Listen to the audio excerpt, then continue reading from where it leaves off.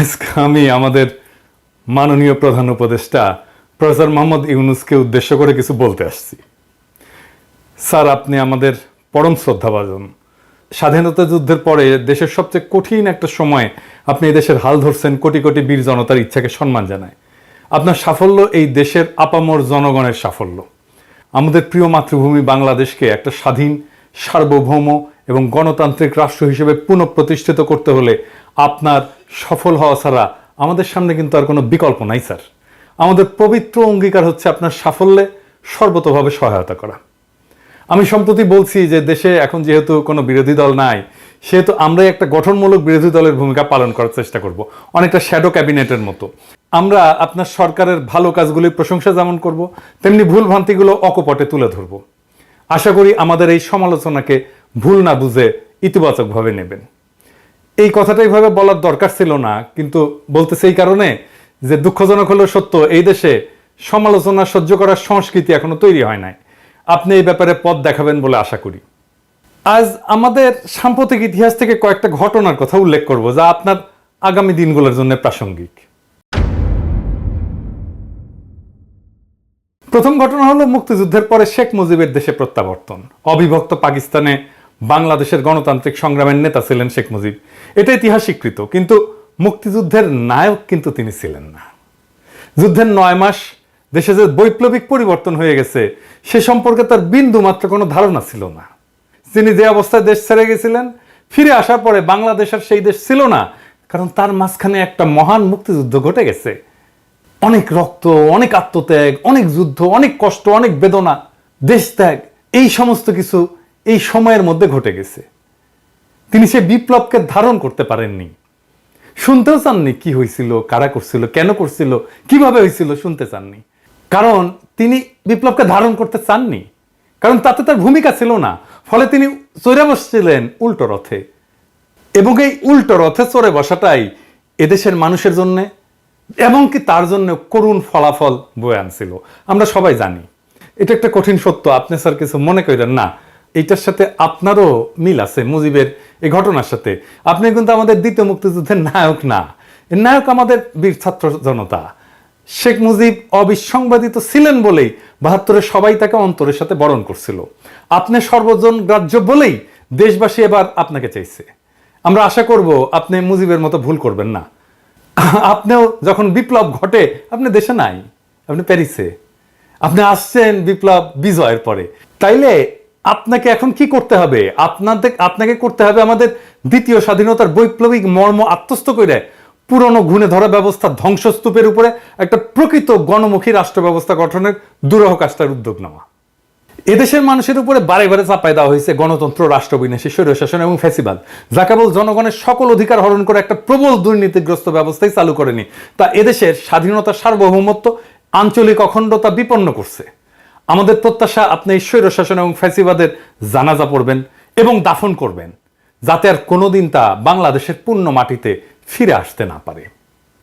এবার ইতিহাসের দ্বিতীয় ঘটনাটা বলি। আপনি জানেন যে রাষ্ট্রপতি জিয়া হত্যার পরে সেনাপ্রধান এরশাদ তাৎক্ষণিকভাবে ক্ষমতা দখল করেনি। সে সময় মানুষের সেন্টিমেন্ট এমন ছিল যে তাতে তার পক্ষে রাষ্ট্র ক্ষমতা দখল করা সম্ভবই ছিল না। সে ধীরে ধীরে ঠান্ডা মাথায় ক্ষমতা দখলের পরিকল্পনা করে। ঘটনাটা হইতেছে যে পরিকল্পনাটা কিন্তু সে করে না স্যার, করছিল এরশাদ ছিল ভারতের 1 নাম্বার পুতুল। সে কি করছে? সে নতুন রাষ্ট্রপতি নির্বাচন করতে দিছে, যে নির্বাচনে বিজয়ী হয়েছিলেন ভাইস প্রেসিডেন্ট বিচারপতি আব্দুস সাত্তার। প্রেসিডেন্ট সাত্তার আসনে বসার পর থেকে তার শয়তানি শুরু হয়, এরশাদের খেলা শুরু হয়। প্রথমে সে দাবি করে দেশ শাসনে সেনাবাহিনীকে অংশ দিতে হবে। সে প্রস্তাব করে দেশ পরিচালনার জন্য একটা জাতীয় নিরাপত্তা কাউন্সিল গঠন, যার প্রকৃত নেতৃত্ব থাকবে তার হাতে।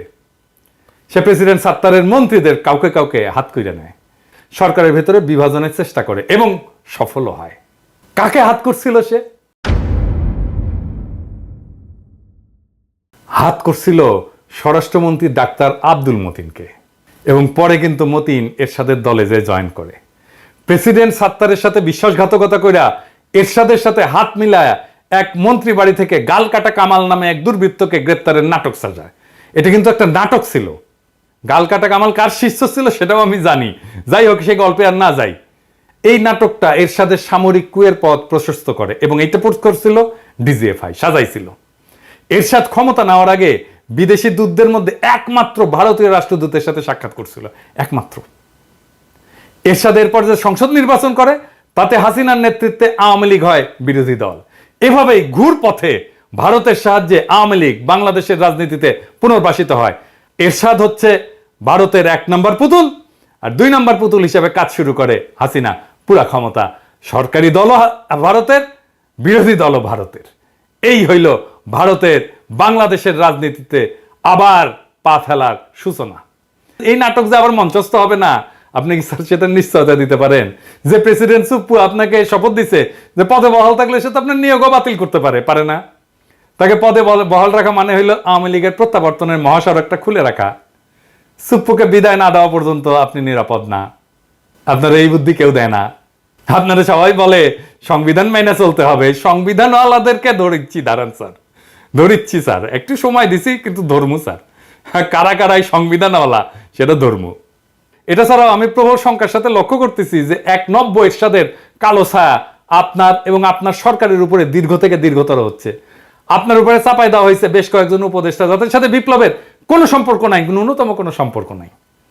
আমরা বুঝতে অক্ষম 1-11 3 কুশীলব জায়গা পাইছিল প্রথমেই আপনার উপদেষ্টা পরিষদে, আবার আরো 2 জনকে নিলেন, আলী ইমাম মজুমদার আর জাহাঙ্গীর আলম, 2 জনই তো 111-এর লোক। আর ফয়জুল কবির ও তো আবার প্রথম আলো, আর প্রথম আলো তো আবার 111। সব প্রথম আলো 111 মিলে আপনার ক্যাবিনেট হয়েছে। মানে আপনার ক্যাবিনেটের সিঙ্গেল মেজরিটি গ্রুপ হচ্ছে 111। শুনতে পাচ্ছি যে বিপ্লবের সহযোগী কোনো প্রখ্যাত ব্যক্তিকে আপনার সাথে সাক্ষাতের সুযোগও দেওয়া হচ্ছে না। আমরা কিন্তু জানি স্যার যে কারা এসব করতেছে এবং কেন করতেছে। আরেকটা জিনিস দেখাই স্যার, আপনার উপদেষ্টা হাসান আরিফের পোলা হাসনাত আব্দুল্লাহর ছেলেকে নিজে গার্ড দিয়ে নিয়ে গেছে তার বাড়িতে, পোড়া বাড়িতে দেখাইতে। মালপাত্তি ভালোই নিচ্ছে মাশাআল্লাহ, বুড়াগুলার আয় ইনকাম ছিল না, এখন আওয়ামী লীগ পাহারা দিয়া কিছু কামাবে তার পোলা। আমি বাগড়া দাওয়ারকে আপনার উপদেষ্টারা বলে আমি নাকি উগ্র, হটকারী, আনম্যানেজেবল। কি স্যার বলে না? হ্যাঁ বলে তো। তো আপনার শান্তশিষ্ট, লেজ বিশিষ্ট, লেজর আগে অবশিষ্ট সুশীল সদা উপদেষ্টাগুলোর কাজ কাম দেখেন স্যার, দেখিচ্ছেন তো। বদনাম করলে ওদের হবে না, বদনাম হবে স্যার আপনার। আপনার একটা গল্প বলি স্যার, গানের গল্প তো মানে আপনার পছন্দ হবে। ওই গাই গরুর বাছুর মারা গেলে গরু কলে দুধ দেয় না স্যার, খালি লাথি দেয়। ওই গাই গরুর দুধ শুকা যায়। তো তখন গোয়ালা করে কি আপনি জানেন এটা স্যার, অনেকে হয়তো জানে না, আমার ক্ষুদ্র ভ্রাতা ভগিনী জানে না। তো গোয়ালা বাছুরের চামড়া ছাড়ায় ওর মধ্যে খড়ার ভুসি ঢুকায় ঠেসে ঠেসে। বোকা গরু মনে করে যে তার বাছুর বাইসা আছে, তখন সে লাথি দেয় না, দুধ দেয়। হাঙ্গারের শত শহীদের রক্তে কেনা বিপ্লবের বাছুর কি মরে গেছে স্যার? হ্যাঁ, তাই ভিতরে ঠেসা ঠেসা 111 ঢুকাইতেছেন আপনি, একটার পর একটা ঢুকাইতেছেন। আপনারা মানা করিচ্ছি তারপরেও ঢুকাইতেছেন। আপনারা স্যার 2 জনের নাম দিছিলাম স্যার, আপনি জানেন যে এনাদেরকে উপদেষ্টা করেন, করলে ভালো হবে, বিপ্লবের ভালো হবে, দেশের ভালো হবে। আপনি তো কথাটা রাখলেন না স্যার। যাই হোক, আমি কলে সবার আমল নামা এক এক করে কয়ে দিতে পারি যাদেরকে উপদেষ্টা বানাইছেন। কমু কিন্তু আজকে কইলাম না, কিন্তু পরে কমু। ইন্ডিয়া গলে ভালো করে জানে যে 1981 সালের মতো এইবারও আওয়ামী লীগকে সোজা পথে ক্ষমতায় আনা সম্ভব না। তাই তাদের কাছে বাংলাদেশকে পদতলে রাখার একমাত্র উপায় হচ্ছে এরশাদের মতো ঘুর পথে ক্ষমতায় আসা। এটাই তারা করিচ্ছে। এই জন্যই আপনার ক্যাবিনেটে সব 111-এর লোকজন ঘুর পথে। এই মুহূর্তে এই ধরনের একটা সম্ভাবনার বিরুদ্ধে ব্যবস্থা না নিলে আপনার সরকার অচিরেই বড় ধরনের বিপদে পড়বে।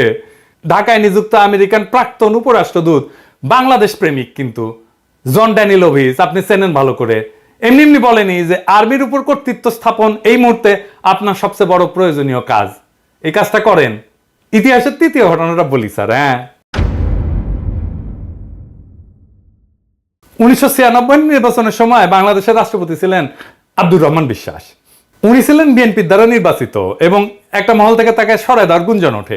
সেই সময় সেনা প্রধান ছিলেন জেনারেল নাসিম সেনা অভ্যুত্থান করার চেষ্টা করে একটা সময়। প্রেসিডেন্ট বিশ্বাস তাৎক্ষণিকভাবে তাকে পদচ্যুত করেন। খুব ছোটখাটো মানুষ ছিলেন কিন্তু প্রেসিডেন্ট বিশ্বাস, বড় সড়ো না, লম্বা চড়া না, আমার মতো ছোটখাটো মানুষ, কিন্তু সাহসী ছিলেন। এই সাহসী কাজের জন্য প্রেসিডেন্ট বিশ্বাসের কিছু হয়েছিল? কিছু হয় নাই। কেউ তার কেশাগ্র স্পর্শ করতে সাহস করে নাই। আপনাকে এই ঘটনা স্মরণ করে দেওয়া প্রয়োজন মনে করতেছি, আপনি বুঝেন আমি কেন এটা বললাম আর কি। সবশেষে ইতিহাস থেকে চতুর্থ ঘটনাটা বলি। এটা স্যার কলে আপনাকে নিয়ে, স্যার আপনি প্লিজ আমাদের ভুল বুঝবেন না, আমি জানি আপনি স্যার ১/১১ পরে নাগরিক শক্তি নামে একটা রাজনৈতিক দল গঠন করছিলেন, অনেকে আসছিলেন কিন্তু আপনার পাশে, এইভাবে যে একদিন পরে দেশে একটা সুস্থ ধারার রাজনীতি শুরু হইতে যাচ্ছে। আপনার অনেক সাকসেস দুনিয়াতে, কিন্তু আপনার একটা ফেলিয়ার ছিল স্যার, আপনার নাগরিক শক্তি আপনার রাজনীতি করতে পারেন নাই। আপনি কিছুদিন পর দলটা বিলুপ্ত করে দিলেন এবং বললেন যে রাজনীতি আপনার কাজ না, আপনি রাজনীতি থেকে সরে গেলেন, কুইট করলেন। আপনি একটা কাজেই ব্যর্থ হয়েছিলেন, রাজনীতি, রাষ্ট্র পরিচালনার রাজনীতি। কিন্তু স্যার সবচেয়ে বড় রাজনীতি রাষ্ট্র পরিচালনা। ইতিমধ্যে কেউ কেউ আমার কাছে সন্দেহ প্রকাশ করছেন যে অবস্থা প্রতিকূল হইলে আপনি আবারও কুইট করে চলে যাবেন। আমি যদিও এসব বিশ্বাস করি না, তবুও আপনাকে মনে করাই দিচ্ছি যে আপনার চলে যাওয়ার কোনো রাস্তা কিন্তু খোলা নাই স্যার। আপনার দুনিয়াতে পাওয়ার কিছু নাই, এটা সত্য। দুনিয়াতে আপনি যে অসীম সম্মান পাইছেন, আপনি দুনিয়ার বুদ্ধিবৃত্তিক দিকে যেই জায়গায় আছেন, অবস্থান করতেছেন, সেইটার তুলনা বাংলা পৃথিবীতে আর কেউ নাই। কিন্তু এই বিপ্লব যদি ফেল করে স্যার, আপনার কোনো অর্জন কেউ মনে রাখবে না স্যার, আপনার ব্যর্থতা শুধু মনে রাখবে। দুনিয়া সম্পর্কে আপনি আমার চাইতে অনেক বেশি জানেন, মানব চরিত্র সম্পর্কে অনেক বেশি জানেন। আপনি মুরব্বী শুধু না, আপনি আমার গুরুজন, আপনাকে জ্ঞান দেওয়া আমার মানায় না। কিন্তু আমি আপনারে জ্ঞান দিতেছি না স্যার, আপনারে নির্মম রাজনৈতিক বাস্তবতা কইতেছি। আপনার পরম শুভাকাঙ্ক্ষীর মধ্যে পিনাকি এই রাজনীতির পঙ্কিল জটিল পথে দীর্ঘদিন হাঁটছে। আমার কথাগুলো চিন্তা করেন। আপনি যদি ব্যর্থ হন, আপনার কোনো সাফল্য দুনিয়া মনে রাখবে না স্যার, আপনার এই ব্যর্থতার কথা মনে রাখবে। খুবই নির্মম এইটা। আপনি নিশ্চয়ই উপলব্ধি করেন যে আপনার সরকার বিফল হলে এই যে আন্দোলনকারী লক্ষ কোটি ছাত্র জনতার কি হবে, এটা জানেন তো স্যার? হয় তারা মারা যাবে, নয়তো আয়না ঘরের মতো বন্দিশালায় ধুকে ধুকে বাকি জীবন কাটাবে। আমাদের সমস্ত স্বপ্ন চূর্ণ বিচূর্ণ করে পরাজিত ফ্যাসিবাদ বহুগুণ নির্মমতা নিয়ে বাংলার মাটিতে আবার ফিরে আসবে। বাংলাদেশের স্বাধীনতা, সার্বভৌমত্ব, আঞ্চলিক অখণ্ডতা চিরতরে হারায় যাবে। সুতরাং বিপ্লবকে সাফল্যের স্বর্ণ শিখরে পৌঁছে দেওয়ার যে পবিত্র দায়িত্ব আপনি গ্রহণ করছেন, তা আপনাকে সম্পন্ন করতেই হবে স্যার। শুরুতেই বিপ্লবকে সুসংহত করতে হবে, ফ্যাসিবাদের ফেলে যাওয়া দোসরদের তাড়াই দিতে হবে ক্ষমতার বলয় থেকে। আমার আবেদন, আপনি অত্যন্ত জরুরি কাজটা সেরে ফেলেন, পুরো সরকারকে আপনার নিজের সরকার হিসেবে সাজায় নেন। ইতিহাসের যে ঘটনাগুলো উল্লেখ করলাম, তার সবচেয়ে বড় শিক্ষা হলো যে এই কাজে যে কোনো ধরনের বিলম্ব করা যাবে না স্যার। বেহুলা বাসর ঘরে ঢুকছিল সবচেয়ে আনন্দের সময়টা কাটাইতে, ওই বাসর ঘরের ছিদ্র পথে সাপ ঢুকে গেছিল। এই বেহুলার এই ক্ষমতার বাসর ঘরে ছিদ্র পথে অনেকগুলো সাপ ঢুকে গেছে, তাদের এই মুহূর্তে খতম করেন স্যার। আপনি রাষ্ট্রপতির দায়িত্ব গ্রহণ করেন, বিপ্লবী জনতা তাদের সমস্ত ক্ষমতা আপনার উপরে অর্পণ করছে।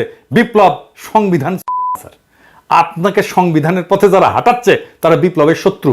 বিপ্লব যদি ব্যর্থ হয়, আমরা কিন্তু উপদেষ্টা মণ্ডলীর কাউকে ছাড়বো না স্যার। আপনি নির্ভয়ে রাষ্ট্রের পূর্ণ কর্তৃত্ব গ্রহণ করেন, রাজপথে আপনার অভিষেক হবে জনতার সমর্থনে। কিন্তু আপনি যদি ক্রমাগত আমাদের আহ্বান উপেক্ষা করেন, আপনার বিরুদ্ধে উচ্চকিত হইতে, এমনকি পথে নামতে আমরা দ্বিধা করব না। ইনকিলাব জিন্দাবাদ।